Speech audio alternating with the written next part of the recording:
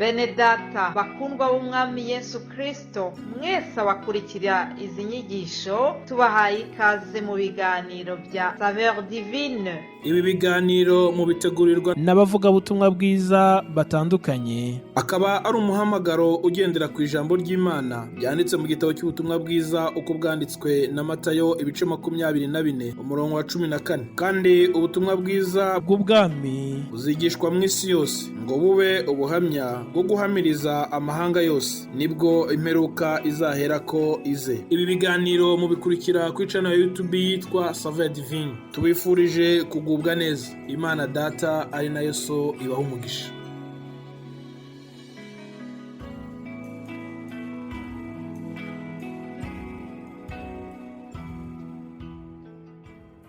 Bene data nshuti z'umusaraba, ndabasubije mu izina ry'umwami wacu Yesu Kristo. Abakunzi ba Saveur Divine, ndabasubije aho muri mwese mu bice bitandukanye. Mu mwanya nk'uyu ngo nanone n'umwanya tugiye kuganiramo ijambo ry'Imana, Imana yatanze ngo turiganireho. Turaza kuganira mu gitabo cy'Abefeso, ni ibice bibiri ku murongo wa 10.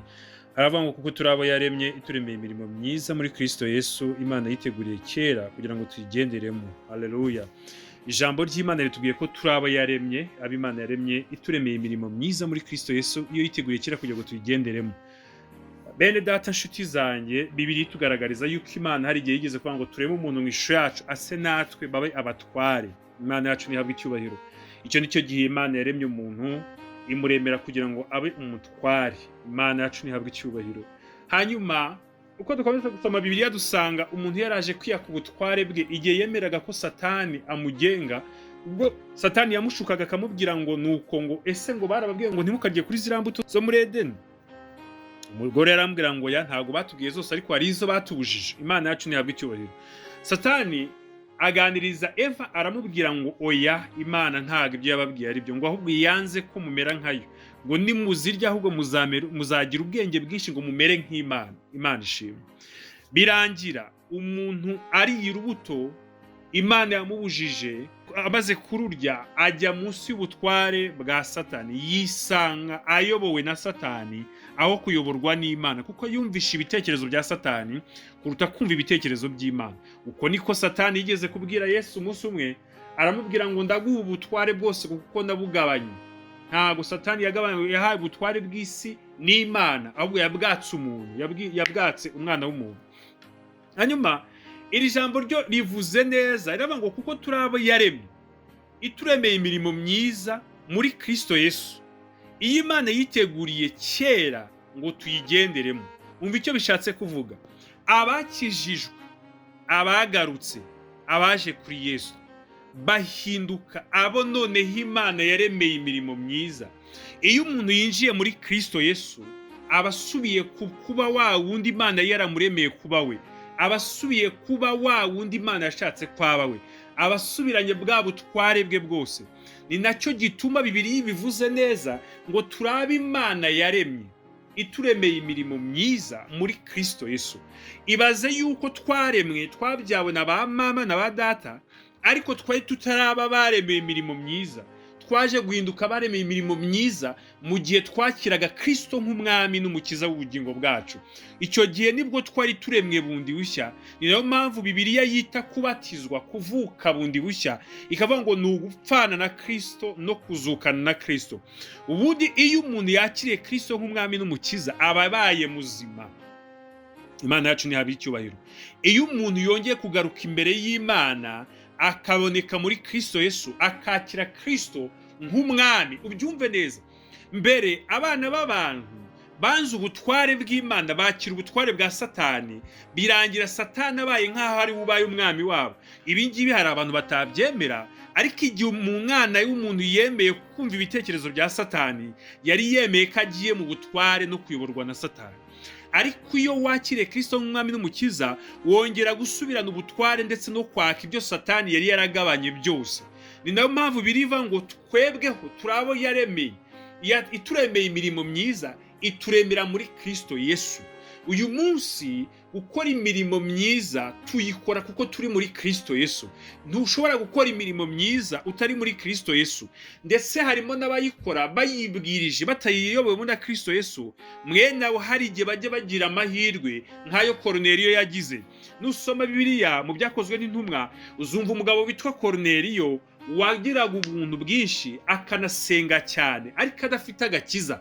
Icyabaye ni iki? Marayika yaramubonekeye, amubonekera ngo saa 9 z'amanywa, warangije aramubwira ngo Korneliyo, gusenga kwawe kwabaye urwibutso imbere y'Imana ndetse n'ubuntu bwawe, ngo noneho tumira Simoni wahimbwe Petero, ni uri buze kukuyobora inzira y'agakiza. Imana yacu nihabwa icyubahiro.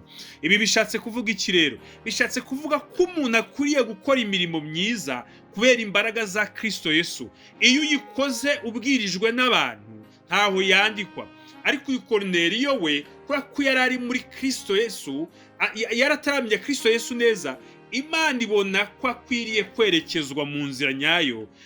Imana imutumiriza Simoni wahimbwe Petero, wabanye na Kristo Yesu, wagendanye na Kristo Yesu, wamize Kristo Yesu, mbese yabaye Kristo, ni Kristo uri muri we. Yari akiri Simoni ahubwo ari Kristo muri Simoni. Kuko turaho Imana yaremye ituremeye imirimo myiza muri Kristo Yesu. Iyo umaze gukizwa ukakira Kristo nk'umwami n'umukiza, ukaba wavutse bwa kabiri, biba automatique gukora imirimo myiza, uvuga amagambo meza, ubaho ubuzima butandukanye n'ubw'abandi. Benshi arababayeho bumva yuko insinzi ari kugira amakonta abyibushye, ari kugira amamodoka meza, ari kurara mu mazu meza, ariko twebweho abo yaremye ituremeye muri Kristo Yesu, ngo yaturemeye gukora imirimo myiza. Ubwo nibwo butsinzi bw'abana b'Imana. Uko niko guhagarara mu bikwiye. Bibiliya avuga ngo umuvandimwe, cyane cyane ni muri Kristo Yesu mvuga, ni Dawidi yavuze ngo umuvandimwe avukira gukura abandi mu makuba. Ko niko ijambo ry'Imana rivuga. Niba umuvandimwe avukira gukura abandi mu makuba, ni nayo mpamvu abavutse muri Kristo Yesu bagomba gukora icyitwa imirimo myiza. Abavutse ku bwa Kristo, abavutse mu maraso Yesu, ab'Imana yaremeyemo, abo baba baravukiye imirimo myiza. Ukomeza abantu gukora ikintu gifitiye inyungu Imana n'abantu bayo. Abavutse babyawe na Kristo Yesu ntibaba bakirebaho. Niyo mpamvu Pawulo yavuze ngo nabambagwe na Kristo, ngo ariko ubu ndiho, ngo nyamara si jyewe uriho, ngo ni Kristo uriho muri jyewe. Imana yacu nihabwa icyubahiro. Kubera iki? Nuko ari uwaremewe imirimo myiza binyuze muri Kristo Yesu. Bivuze ngo mbere yo kwakira Kristo Yesu umuntu abasa nk'utariho. Imana yacu nihabwa icyubahiro. Dutangira kwitwa abariho iyo twatangiye kugendera mu bushake bw'Imana, tukagendera muri Kristo Yesu, tukagendera mu bushake bwe, tukagendera mu mbaraga ze, tukagendera no mu butware bwa Kristo Yesu. Kuko turaba Imana yaremye ituremeye imirimo myiza muri Kristo Yesu. Abo nibo turibo, ntago arabo twigirabo. Imana yacu nihabwa icyubahiro. Iyo umuntu amaze kuvuka bwa kabiri ageze muri Kristo Yesu, agomba kugira imyitwarire ihindutse rwose. Ntago ari iby'umuntu yihindura, ahubwo akwiriye kuba ariho ahindutse. Imana yacu nihabwa icyubahiro. Kuba waravutse uremewe icyo umuntu yaremewe, ntago ahusha atagikoze. Niba wararemewe kuba iki n'iki, ariko ndavuga muri Kristo Yesu, kuko hari ukuvuka, hari ukuremwa, hari no kundi kuremwa, hari ukongera kugira umutima mushya, hari ukugira imibereho mishya, hari ukugira imyumvire mishya, hari kugira igihagararo gishya, hari ukugira imitekerereze mishyashya ihindutse. Bibiliya igivuga ngo nuko muhinduke mugize imitima mishya. Bibiliya ivuze imitima ibishatse kuvuga intekerezo, kuko umutima nitureba neza tuzasanga ari ugusunika amaraso gusa kugira ngo ubuzima bukomeze bubeho. Ariko Bibiliya yo yavuze ngo mugire imitima mishyashya, ibivuze imitekerereze mishyashya. Imana yacu nihabwa icyubahiro. Iyo turaba Imana yaremye ituremeye imirimo myiza, wumve nta kindi kintu wakirijwe ni ugukora ibyiza. Nta kindi kintu wakirijwe ni ukuba umuntu udasanzwe muri Kristo Yesu. Si ukuba udasanzwe mu butunzi, si bibi kubugira, ariko muri Kristo Yesu ukaba uri umuntu ubayeho ahindutse, atameze nk'abandi. Kuba wararemwe bushya, uba warabayeho bushyashya. Uribuka Kristo abwira Nikodemo, aravuga ngo nutavuka ubwa kabiri ariko kuremwa bundi bushya, ngo nta bugingo buhoraho. Nikodemo aratangara avuga ati ntabwo nasubira mu ndama ngo nongere mbeho. Kristo avuga ati ukamwigisha w'abandi udashobora w'Abisirayeli udashobora kumenya kuvuka bwa kabiri icyo bishatse kuvuga. Imana yacu niyabwa icyubahiro kuko turaba Imana yaremye ituremeye imirimo myiza. Mwene data, niho soza njya nkubwire ngo uyu munsi wa none niba warakijijwe ukaba utarigeze ukora umurimo mwiza, ukabona gukora imirimo myiza ni ikintu kikugora, kubaho mu buzima bw'imirimo myiza birakugoye, subira ku birenge bya Yesu, umupfukame imbere umubwire ngo ndashaka guhagarara mu gukora imirimo myiza, kuko ijambo ryawe numvise rivuga ngo turabo Imana yaremye ituremeye imirimo myiza muri Kristo Yesu. Nta yindi mpamvu ni ukugira ngo dukore imirimo myiza, nta yindi mpamvu twahamagara imirimo myiza. Urashobora kumbaza uti imirimo myiza ndayimenya gute? Iyo wavutse ubwakari cyangwa se uwo waremwe bundi bushya muri Kristo Yesu, imirimo myiza iba yanditse ku nkingi z'umutima wawe. Ukora byiza ntago ari byo utegekwa, urabikora wumva ahubwo ubuzima bugusaba kubikora. Kurya umunyabyaha yifuza gukora icyaha, niko n'umuntu waremeye imirimo myiza yifuza kuyikora. Imana yo mu ijuru umugisha kandi ikomeze kukwishimira, ureke imirimo myiza isore ku buzima bwawe, kandi uko bwije nuko bukeye wera imbuto z'abihannye. Shalom, Imana iguhe umugisha.